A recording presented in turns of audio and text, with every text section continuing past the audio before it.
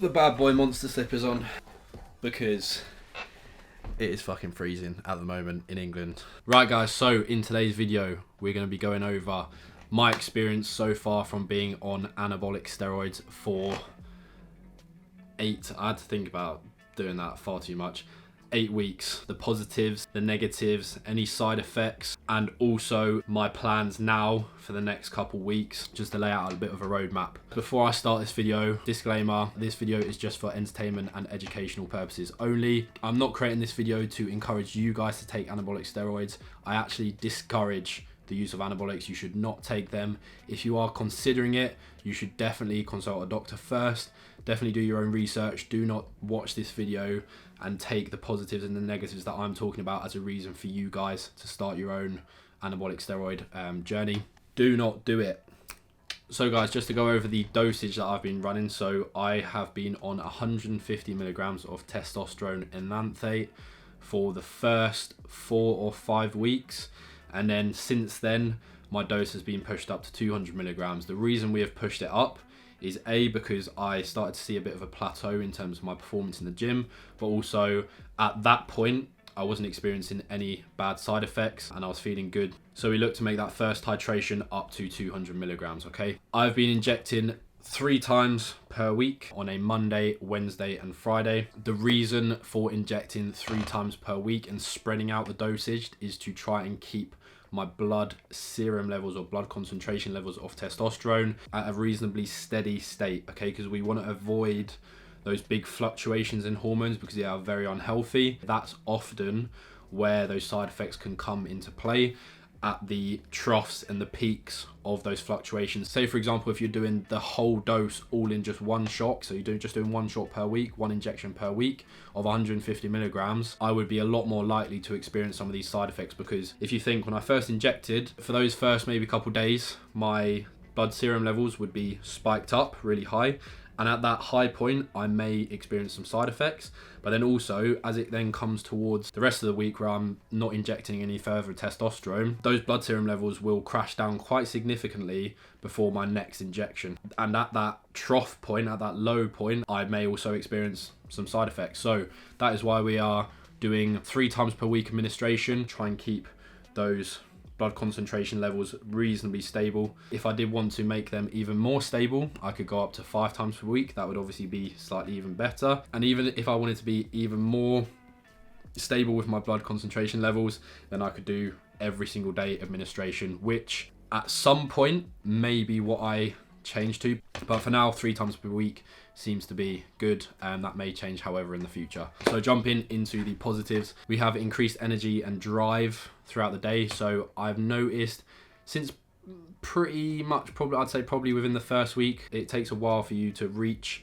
steady blood concentration levels, but that doesn't mean your levels aren't rising the entire time up to that point. So it takes about 5 weeks on testosterone enanthate specifically to reach steady state levels in terms of your blood concentration. But I definitely did notice things before that, and one of those things was increased energy and just kind of increased, I think with the increased energy, you kind of just get a bit of increased motivation, increased drive throughout the day to be productive, to work, to not just laze around and do nothing all day, to also train as well. That definitely contributes to that. I did also notice, and one big thing that I did notice was if I got a poor night's sleep, which obviously happens to everyone every so often, I didn't feel as bad in the morning. Like I kind of almost felt like I was still pretty good to go in the morning. Yes, it doesn't mean you don't feel tired, but it's hard to explain without you guys kind of truly experiencing it yourself. But your body doesn't feel as worn out and like incapable of performing optimally as it used to for me. So when I was natural, if I got a really poor night's sleep, I would be written off the next day. Okay, most of the time. Assuming this was like during a training block, I'd be pretty written off for the next day because my body wouldn't have recovered properly. Also, because of the poor night's sleep, my testosterone levels and hormone levels would have definitely been affected negatively. Lots of other things would have been affected negatively, like my cortisol would have been probably elevated a lot more than usual. Lots of other cascades that come from getting a bad night's sleep as a natural. Yes, it's still not good to get a bad night's sleep as a enhanced athlete. However, in terms of the hormone fluctuations, that is not going to occur because you are administering the hormones exogenously rather than producing them endogenously, which means inside your own body. So essentially, no matter whether you don't sleep at all or whether you sleep for 20 hours in a day, your hormone levels are not going to change in terms of your testosterone, your estrogen, so on and so forth. But I am still obviously aiming to get the best night's sleep possible, because there's plenty of other benefits that still come from sleeping well, despite my hormones not being affected by a poor night's sleep. Also, I have definitely noticed better pumps in the gym. However, it's been nothing crazy, but there's definitely been a noticeable improvement in my pumps in the gym. I've also definitely noticed, as you'd expect, with testosterone being the male sex hormone, and obviously that converting into more estrogen, which is the female sex hormone, which is, both of these are very important in terms of sex drive for males and females. My sex drive has improved. One thing that confirms this to me is most mornings I will wake up with a rock on. Cannot lie. Some of you might feel like, oh, that's a bit embarrassing for Sam to say. From my point of view, I don't really care. At the end of the day, I'm trying to provide that value to you guys, so I'm happy to share that information about my experience. It is what it is. It's just biology. Sex drive has increased. It is what it is. Also, one big positive that I was actually initially a bit worried about is acne. Since going through kind of puberty, especially since being into the gym, I sometimes will get spots on my back. It's never been like anything hugely bad. It definitely used to be worse when I was going through puberty, just because, as I said, it would have been those hormone fluctuations, I'm sure, will have caused quite bad spots on my back. But also, I used to do sport all the time. So I used to play a ton of badminton, do training all the time, and train in the gym all the time. So I was probably very sweaty most days. And yes, I would obviously wash and shower, but still just having such a large period of time with kind of your pores blocked and clogged up because of sweat and dirt, it probably didn't really do my back acne any good. My face and kind of the rest of my body has never really been a problem with acne, but it's just only ever really been on my back, to be honest.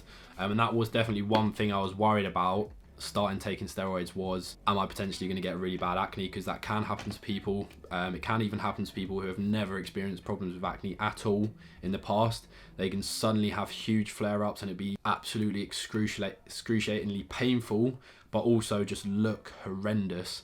So that's definitely something to consider if you maybe are considering taking anabolics. Acne can be something that you just can't avoid. So yeah, definitely something to consider. So yeah, in terms of acne, it's actually been pretty interesting because, as I said, I have previously had reasonably bad acne on my back. Not awful, but it's been the worst on my back. But I've actually noticed it, if anything, has kind of got better. However, I say that, what I did notice is I got a tiny bit of a flare-up. Nothing bad, but just like a couple spots when I was first coming on, and also when I titrated up the dose. But other than that, like when I've kind of reached the point of what I would class as a stable, steady blood serum concentration of testosterone, I've actually noticed my acne has, if anything, kind of cleared up and not been as prominent as it was when I was natural. And I expect, as I said, this is due to it flaring up a little bit when my hormones are fluctuating, which is obviously when I first started taking, my hormones would have been fluctuating up and spiking up, but also when I increased my dose, my hormones would have further fluctuated up, which is why I experienced a little bit of kind of breakouts at those points. But once it had finished that kind of fluctuation and kind of hit that kind of steady, stable states, I've definitely noticed it has actually been pretty fine. Fingers crossed, touch wood, it's not going to get worse, but I will definitely keep you guys in the loop with it, because bear in mind, the amount I'm on at the moment is still a very low dose in the grand scheme of things. So as I increase the dosages, it definitely could flare up really bad. It definitely could get really bad. I have no idea what's going to happen in the future, but just for now, the past 8 weeks, my experience so far, acne has not been a problem, and it has definitely not got worse than it was naturally. If anything, it's probably got slightly better. And last of all, for the positives, I have noticed myself just feeling a bit fuller, just in general. The best way I can describe it is, you know, after you've trained in the gym and you've got still like a bit of a residual pump left over, not like a full pump while you're in your session, obviously, but kind of like a bit of a residual pump. I kind of almost feel like I've got that 24/7. Like I wake up and I look at myself in the mirror and I feel like I look just a little bit fuller consistently. Obviously still having food, getting the blood flow, stuff like that. Obviously those things still help with feeling even fuller, but compared to just my kind of baseline to when I was natural, just how I'd look in the mirror, how I'd feel day to day, I definitely have noticed kind of like an increase in muscle fullness and just feeling a little bit more filled out day to day is the best way I can describe it. Now onto the negatives. So there's actually been very few negatives, and once again, I don't want you guys to take this as, oh, there's no negatives of taking steroids, because A, I've only just started, B, I'm on a very, very small amount, and also this is only how my body is reacting so far. Just because my body is reacting this way and it seems to be dealing with these drugs quite well so far, that doesn't mean you guys watching this are going to deal the same way. Your body could respond completely differently. It could respond awfully just to 150 milligrams of testosterone, yet alone 200 milligrams. So do not take this as exactly what someone else is going to experience, because everyone's bodies are different. Everyone's going to react in a different way. This is just my experience, okay guys? So guys, in terms of the negatives, the only negative that I've actually experienced so far is the very small breakouts in acne during the fluctuations of my hormones. A, when I first started taking, when my testosterone would have been spiking up, and B, when I further increased the dose, which would have then caused it to spike up a little bit further. Those are the only times that I've actually experienced any sort of negative side effects, which has been a little bit of acne, but nothing more than I would have probably had naturally anyway. Other than that, I've had absolutely no negative side effects. Right, now on to other things to mention that aren't necessarily positives or negatives. It's just been part of my experience. Some interesting things that I've noticed, obviously going through these first 8 weeks. So in terms of injections, this is one thing that I found quite interesting. So obviously, if you guys watched one of my previous videos on doing my first injection, I spoke about how I'm just doing my injections in the ventroglutes, and I was just going to switch between those every single injection, and that was all I was going to do. And initially I found that worked fine. And if you guys have ever had like a jab or a flu injection in your shoulder, you know that for the next couple of days it's like a bit sore. It feels like you've got a bruise there. It feels like you've been like punched in the arm and you got a bit of a bruise there. It's similar to that in my ventroglute, but by the time it got around to injecting in that same place again, I found that pain had gone and there was no trouble with me injecting in that same area again. I found that was the case up until 2 weeks ago from now, I'd say. And I'm not sure whether that's related to me increasing the dose at around that point or just a bit after that point, to it kind of taking a little bit longer for that injection site to heal. But what I noticed is it actually started to kind of gradually still be a little bit kind of tender and feel a little bit bruised when I was going back to inject in that same site. So I eventually got to the point where I was like, okay, maybe I need to give these areas a bit more time to heal. So I did my own research in other injection places to go for, and I'm now doing the delts as well. So I'm doing one delt, so right arm, right glute, left glute, and then going back to the delts. Okay, and that should be enough time for these injection sites to fully heal, for there to be no kind of soreness, no pain here before I go again. However, I've literally only just done one in my right so far and one in my left. So it's Saturday today. I did my first delt injection on Wednesday here,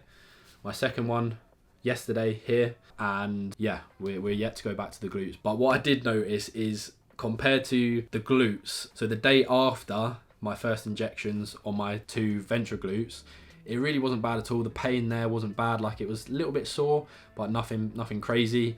But I tell you what, it was a significant amount worse on my delt the day after. Also, just the day of doing it, to be honest, like, you get a lot more of an ache after the injection. Like, for the rest of the day, it kind of aches. It's hard to explain. And then the day after, like the 2 days after, it's pretty damn sore. Like, when you lift your arm like this, like, I could still train on it, but it was uncomfortable. Definitely. So yeah, that's one thing to note. In terms of strength in the gym over these 8 weeks, so I have been making progress. However, it has not been anything crazy. Some of you probably would expect, oh, Sam's on steroids, he's going to be making crazy leaps in strength, he's going to be just like making a ton of gains. But actually, my progression personally, and this is me being completely honest, has not really been too much further away at all from what I probably would have expected myself to be able to progress in terms of strength naturally. To put it into perspective, naturally, most sessions I might progress up by 1 rep, maybe just over 1 rep in terms of what I was able to achieve. So say, for example, if on a chest press, I did 50 kilos for 7 reps. 1 week. The next week, as a natural, I would normally be able to push that to 8 reps most of the time. And that would apply to most, like all pulling, leg exercises, as well as the pushing exercises. And to be honest, I've not really exceeded that rate of progression since starting steroids, to be honest. And there's even been times where I've maintained quite a lot. There's been certain exercises where I have significantly maintained and even regressed in some sessions. And that has been with my sleep being on point 90% of the time, 99% of the time, with my diet being 100% on point, and every other factor that I can control being on point. So it's not to do with me getting poor sleep. This is to do with just how I'm progressing and how my body is responding in terms of strength gains to the anabolics. And I can confidently say it's been nothing crazy as of yet. However, as I said, I am still on low doses, so it's not really expected for me to experience anything crazy yet. But yeah, progression's just been reasonably linear in some exercises, but other exercises it's definitely hit lots. I've hit a couple plateaus in plenty of exercises already. But yeah, we will see how things go. Nothing crazy in terms of strength gains at the moment though. Another thing that I did want to note is, if you guys follow me on Instagram at SamNewLove, you will have seen my side-by-side transformation pictures from week 1 to, I think it was like maybe week 5 of being on anabolics, and you can see that I noticeably look kind of fuller from picture 1 to picture 2. But what I really want to emphasize is, guys, I was ill for 3 weeks before starting anabolics. I was barely able to train, barely able to eat. I certainly lost quite a lot of muscle fullness, quite a lot of size, quite a lot of intramuscular glycogen stores. So the muscle that I've gained since taking anabolics has not actually been as crazy as it looks, if that makes sense. Because say, for example, if I wouldn't have been ill and I would have stayed at my kind of peak natural physique, my peak natural fullness before taking anabolics, that side-by-side transformation would be a lot less impressive. Yes, still some improvements have been made, but it's really not as crazy as a lot of people might think will happen from taking steroids. And I kind of want to just put that into perspective to you guys. Like, I've been leaving no stone unturned for the past 8 weeks, and the progress so far has been nothing super crazy. Yes, I am on a low dose in the grand scheme of things, but I'm still on steroids. I'm still on a super physiological amount of testosterone. I'm still currently on about 4 times the amount the natural man would produce. So yeah, it's still significant, but I do want to just kind of point that towards steroids aren't just a magic pill. You're not just going to take them and magically transform your physique in 2 months, in 3 months, in 4 months, okay? Obviously, depending how much you take as well, but the higher amounts you take, the more detrimental it's going to be to your health. So that is all the positives, the negatives, and other things to note. Last of all, I just want to kind of skim over what the vision is moving forward for the next couple of weeks, couple months. So first of all, I'm going to go and get my bloods done. I'm getting my full male hormone panel done, and I will share those results with you guys. The reason we're getting this hormone panel is just to check where my testosterone level is at currently, considering I'm taking a certain amount, but we're going to see what that translates to in terms of where my testosterone levels are lying, so we can kind of compare that data. But I'll go a bit more into that in the video where I go over my blood test results. In terms of the dosage, for now, we're going to be continuing on 200 milligrams for at least the next couple of weeks, I expect, and kind of see how things go. But I'll let you guys know all of that stuff as and when it happens. Can we try and get 50 likes on this video? That would be absolutely amazing. Every single like helps me out massively. Also, a huge percentage of you guys watching are not subscribed, so if you could do me a huge favor and literally just click that subscribe button. It doesn't cost you anything, but the amount it helps me out is insane. So please, if you could take a second right now to hit that like button, hit that subscribe button, that would mean the world to me. Thank you very much. And please do comment something down below, whether it's feedback on this video or any specific content that you guys want to see. Please comment down below. I read every single comment and will reply to every single comment. I'm sorry if I missed any information. I will definitely cover it in another episode of Project IFBB. But for now, we're going to leave it there. I hope you guys enjoyed it. See you in the next one.